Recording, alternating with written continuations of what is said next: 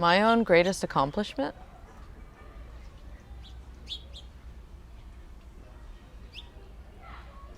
In life? That's personal.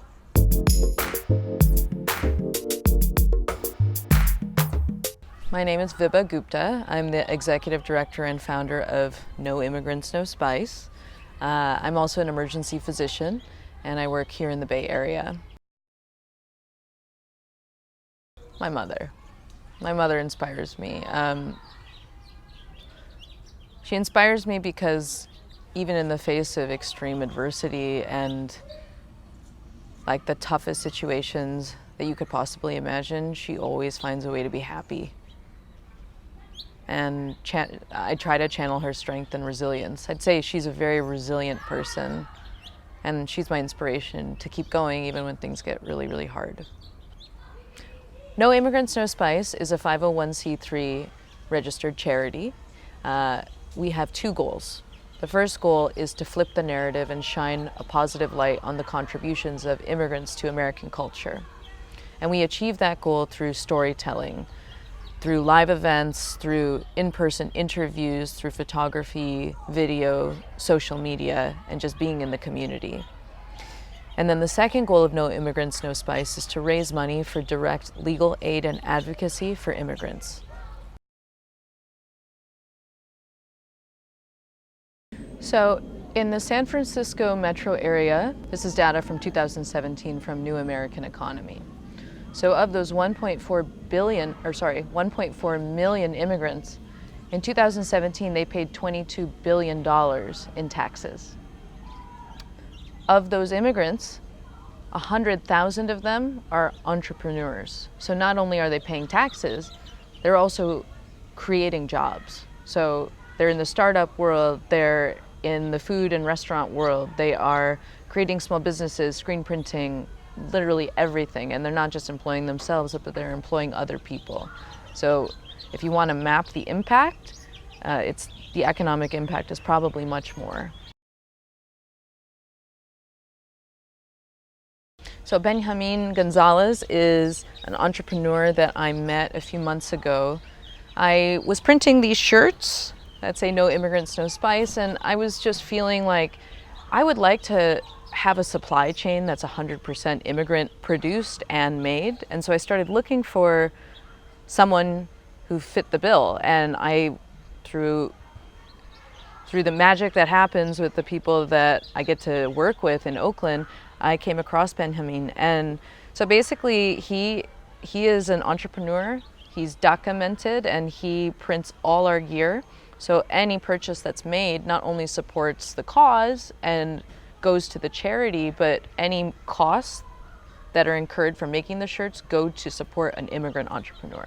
Benjamin was running the Hella Immigrant Boutique. So when you walked in, there was this beautiful showroom of all these incredible designs that he and I have collaborated on. And so his role was providing all the dope swag that everybody was purchasing. And by the end of the night, everybody either had a No Immigrants No Spice shirt or a Hella Immigrant shirt. And it was beautiful. Tell us more about the event. What other things were you featuring? So the event brought together 6 chefs with immigrant backgrounds, and they were all doing their own riff on barbecue. So the event was called BBQ Without Borders. So no hot dogs or hamburgers. We had Northern Iranian pomegranate and walnut molasses chicken wings. We had Indonesian grilled fish. We had barbacoa and vegan tacos. We had Indian-inspired ice cream. We had elotes and we had alfajores. It was delicious. And in addition to all the amazing food, we had a full run of show going on, and it featured flamenco, a Mexican singer-songwriter, some beautiful Balinese orchestra and dance. We had the Bhangra team, we had street dancing, we had a storytelling panel where each of the chefs who have these incredible stories got to go up on stage and go a little deeper, so the audience got to really know them. Not just as chefs, but also as immigrants. And we also had a beautiful exhibit by Mark Tushman from Immigrants Are Us, and that was upstairs, and many of the photographs he took were of clients from Pangea Legal, who is one of the partners for the event that received money that we raised during the event. We also had a photo exhibit, an art auction, and a gallery, and an ethnobotany exhibit. What is ethnobotany? Ethnobotany is basically like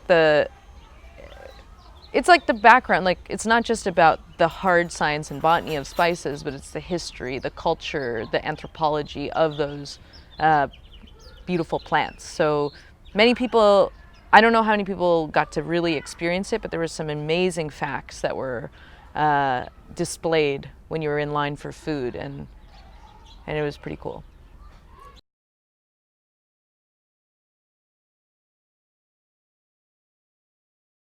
Well, the immigrant community is a big community, and it comprises not just it comprises folks that are legal and also folks that are undocumented.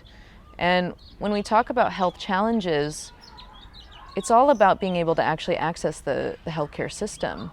So specifically in the current administration, there's a lot of fear that's permeating the immigrant communities. Fear is one of our biggest public health crises. And that is because when people are scared to come to the hospital because they're having a heart attack or a stroke, if people are having serious health problems like a heart attack or a stroke, diabetes that's out of control, infections, or their kids have a rash or a fever, and they're afraid to come in, that puts the entire community at risk in addition to those people, because there's communicable diseases that are not getting the treatment that they need. People are dying of heart attacks and of strokes that could be prevented because of fear. So that's a huge barrier for not just our undocumented community, but many families who have mixed documentation. There are kids whose parents are undocumented, or parents who have kids who are undocumented, and or people who just distrust the healthcare facility, and if you are scared, it's a problem.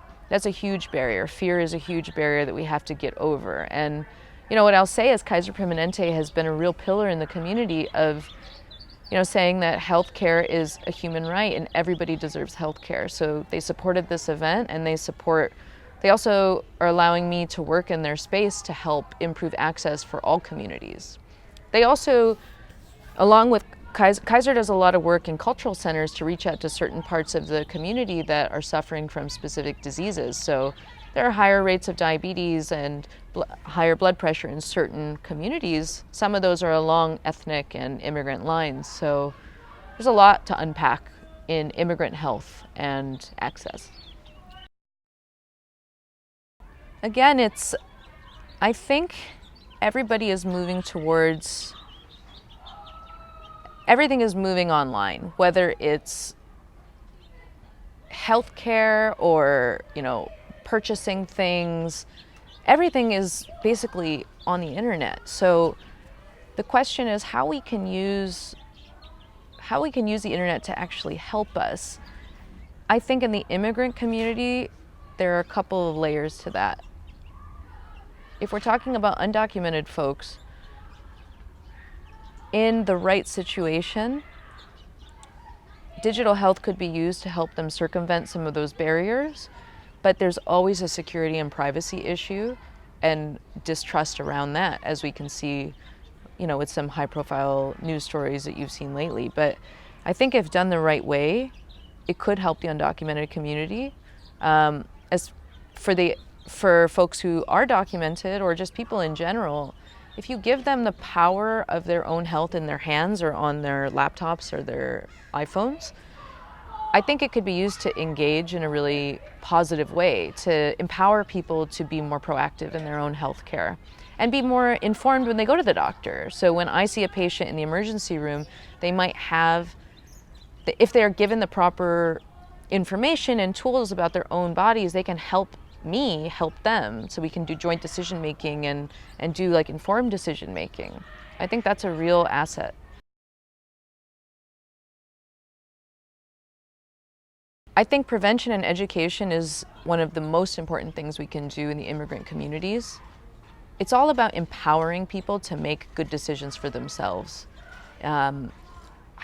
I think for digital health companies to be able to achieve that goal, the first step is to listen to which communities need what. Everyone's going to be different. The Filipino community here in the Bay Area is going to have much different needs than, say, the undocumented community, an undocumented Guatemalan community in, Texas.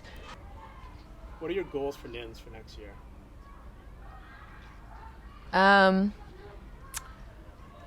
My goals for NINS for next year, for anything moving forward, is just, I want to keep going with the mission. The mission is to shine a light on the positive contributions of immigrants, and there are so many.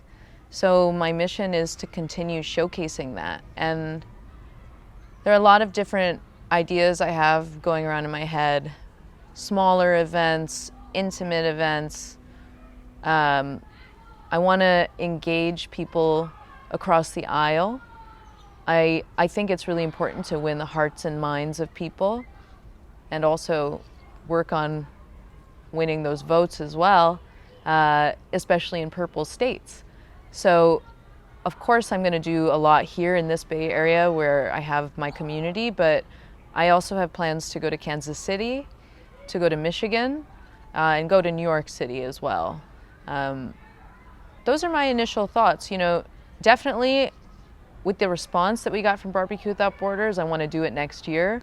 And I've kind of gotten a verbal commitment from the operations team that they'll do it again, which is great. And a lot of the performers want to come back, and it won't be exactly the same thing. I don't want to replicate, you can't replicate something that beautiful. I want to give it its own incarnation. I don't know what the theme will be, but the goal is just to keep moving forward and keep collaborating with people who are doing the work and supporting the people doing the work to protect immigrants. The best way to connect with me is probably to hit me up on Instagram or email me at noimmigrants.nospice@gmail.com. I'm going to put up there's been a lot of emails about volunteering and collaborating and sponsors as well. We're always looking for more sponsors so we can do it better. So I'm going to update the website, and that's noimmigrants.nospice.org. And yeah, people can, the best way is probably Instagram and email for now. Yeah, so without these sponsors, I don't think we could have made this happen. So from the beginning, it was New American Economy. And what they are is a bipartisan research and advocacy think tank. And they produce this hardcore data that's really incredible and powerful. And they're really, at this time, engaging in the cultural space as well, which is why that's how we met and started working together. So I want to thank New American Economy for believing in No Immigrants No Spice and believing in BBQ Without Borders. So they helped us make the event happen. In addition, Kaiser Permanente, who I actually work for, they've been a big support, a big part of this community, a pillar in the community, and the fact that they came on board and said, we believe in this vision, we believe in supporting the community, was really important. So they were great. Thank you, Kaiser. And that's Kaiser Permanente Northern California. And then we also had all of our tequila drinks were sponsored by Altos Olmeca Tequila, which is part of Pernod Ricard USA.